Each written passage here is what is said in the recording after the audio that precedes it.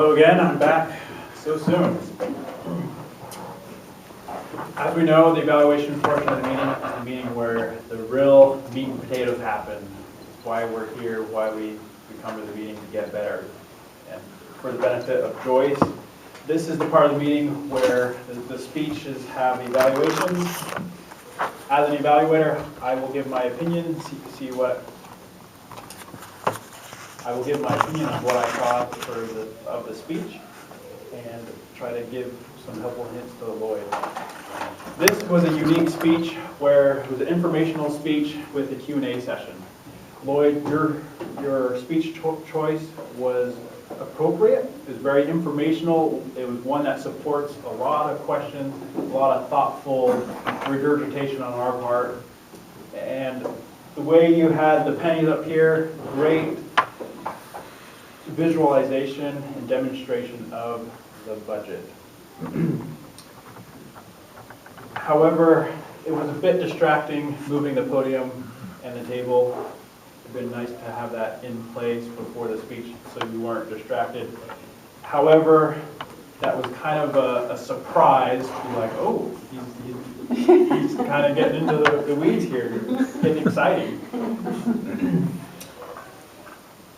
And if you do have to set the stage in the future, perhaps say, give me a moment and move the stage and don't speak while you're moving the table, because I felt like you were speaking to the table as you were moving it, and I got lost in there. However, that's not what the project is based, or wanting to evaluate on. It's based on use of time. You used time appropriately. The speech was adequate length. I felt like we had enough time to ask questions, and even at the end you asked if there was any more questions. It didn't seem like there were any. I did have one last question. How did you get those pennies to stick together? Magic. Super cool. Well, it must be trust and hope. The budget will balance someday.